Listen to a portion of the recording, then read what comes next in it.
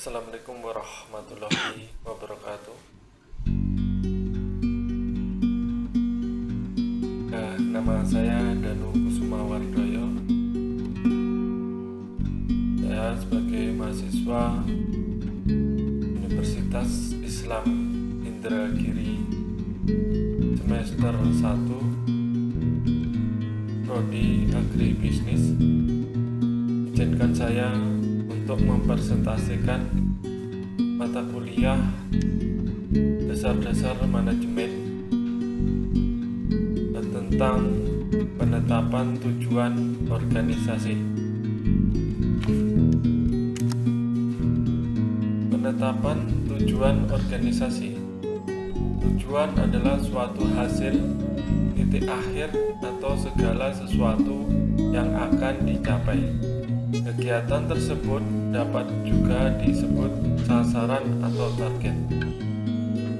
Sebelum suatu organisasi menetapkan suatu tujuan, terlebih dahulu harus menentukan visi dan misi atau maksud organisasi.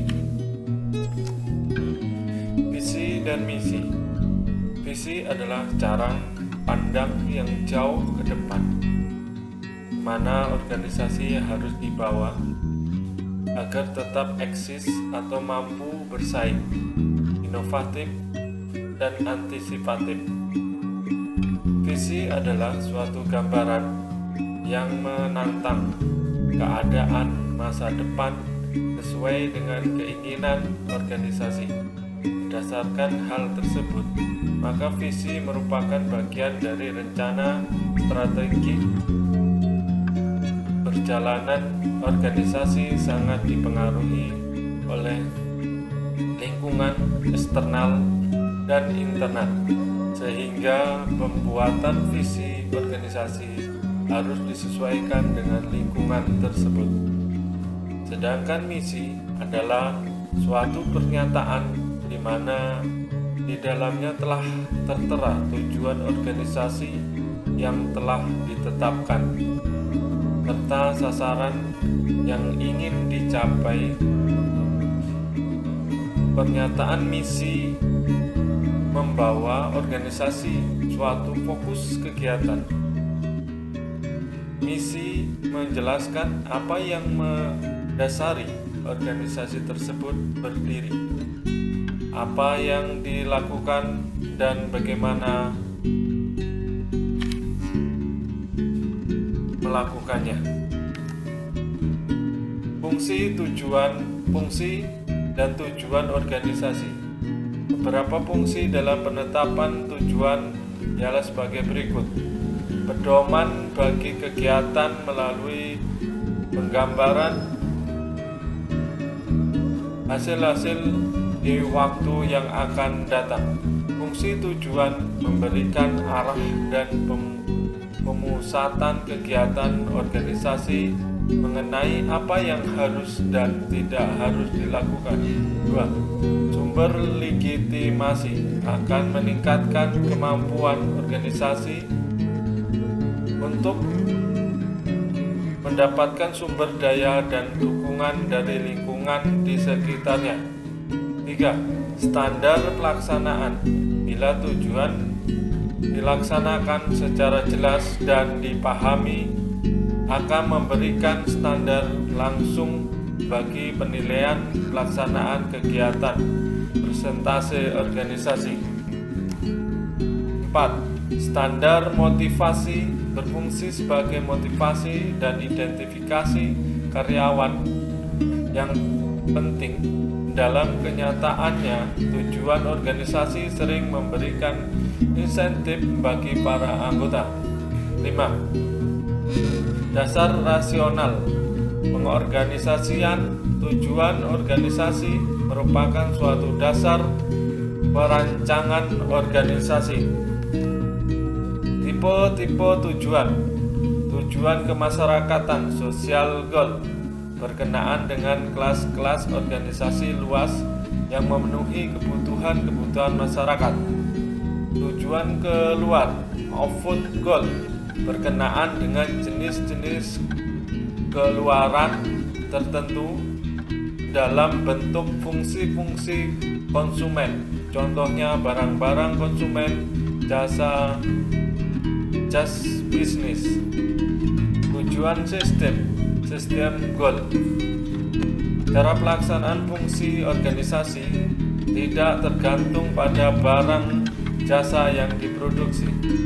Tujuan Tujuan produksi goal. Tujuan karakteristik produk. Berbagai karakteristik barang-barang jasa produksi. Tujuan turunan. Driver goal. Tujuan digunakan organisasi untuk meletakkan kekuatannya dalam pencapaian tujuan lain. Proses penetapan tujuan.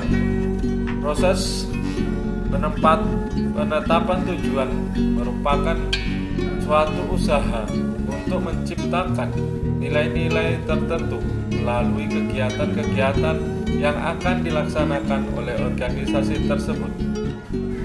Beberapa unsur dasar yang melatar belakangi penetapan tujuan suatu organisasi: barang dan jasa, kebutuhan konsumen atau pelanggan, teknologi, kelangsungan hidup, pelayanan, manajemen, konsep diri, self-konsep, posisi pasar, produktivitas, sumber daya fisik maupun keuangan, profibilitas, inovasi, presentasi, pengembangan manajer, prestasi dan sikap karyawan, tanggung jawab sosial dan publik. Kebutuhan penyeimbang tujuan. Hampir setiap organisasi memiliki serangkaian tujuan yang berganda untuk memenuhi permintaan dari berbagai pihak kepentingan yang ikut terlibat dalam operasi organisasi tersebut. Adalah tujuan organisasi sering menimbulkan konflik antara pihak-pihak tersebut, sehingga dalam proses penetapan tujuan, manajemen harus mampu menentukan keseimbangan yang terdiri dari berbagai campuran tujuan-tujuan serta memadukan berbagai kepentingan pihak-pihak yang ikut terlibat dalam organisasi. Perumusan tujuan. Proses perumusan tujuan dipertimbangkan terlebih dahulu sesuai dengan kekuatan atau kemampuan yang terlibat di dalamnya. Perumusan tujuan merupakan usaha perpaduan kepentingan dan masukan dari semua pihak, sehingga pihak-pihak yang terlibat di dalamnya dapat bersinergi dalam mencapai tujuan tersebut. Agar perumusan berjalan efektif, seseorang manajer perlu memperhatikan beberapa ketentuan sebagai berikut. Proses perumusan tujuan. Manajer puncak sebagai perumus tujuan umum. Tujuan harus realistik. Tujuan harus jelas, memiliki alasan dan bersifat menantang. Tujuan umum. Tujuan bidang fungsional. Organisasi harus konsisten dengan tujuan umum. Manajemen harus meninjau kembali tujuan yang telah ditetapkan. Manajemen by OBJ efektif dalam kurung MBO. Upaya untuk efektivitas dari program MBO. Unsur efektivitas MBO yaitu pendidikan dan pelatihan bagi manajer, keterikatan antara tujuan pribadi dan tujuan organisasi, pelaksanaan umpan balik secara efektif, didorong adanya peserta dari bawahan, keunggulan dari manajemen berdasarkan sasaran MBO adalah meningkatkan komunikasi antara manajer dan bawahan, strategi program untuk menentukan dan mencapai tujuan organisasi dan melaksanakan misinya, rangkaian tujuan sebagai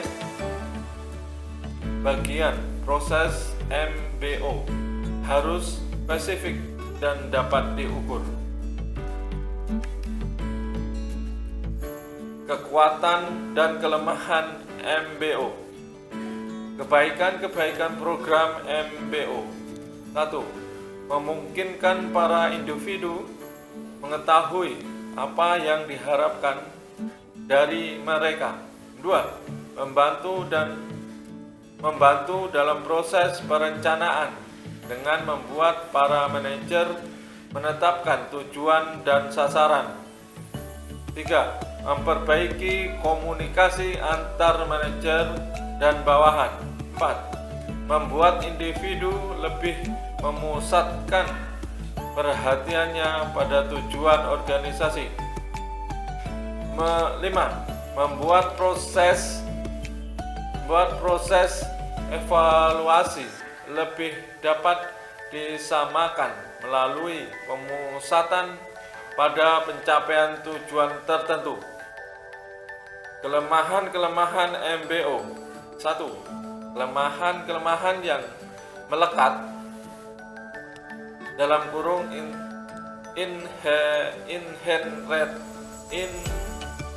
inherent mencakup konsumsi waktu dan usaha yang cukup besar dalam proses belajar untuk menggunakan teknik-teknik MBO serta meningkatkan banyaknya kertas kerja. 2. Menyangkut masalah pokok yang harus dikendalikan agar program MBO sukses. A. Gaya dan dukungan manajemen. B. Penyesuaian dan perubahan MBO. C. Keterampilan antar pribadi. D. Deskripsi jabatan, penetapan dan pengorganisasian tujuan. F. Pengawasan metode pencapaian tujuan. G. Konflik antar kreativitas dan MBO.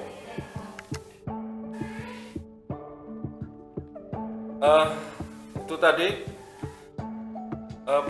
presentase saya, dan saya akhiri dengan terima kasih dan assalamualaikum warahmatullahi wabarakatuh.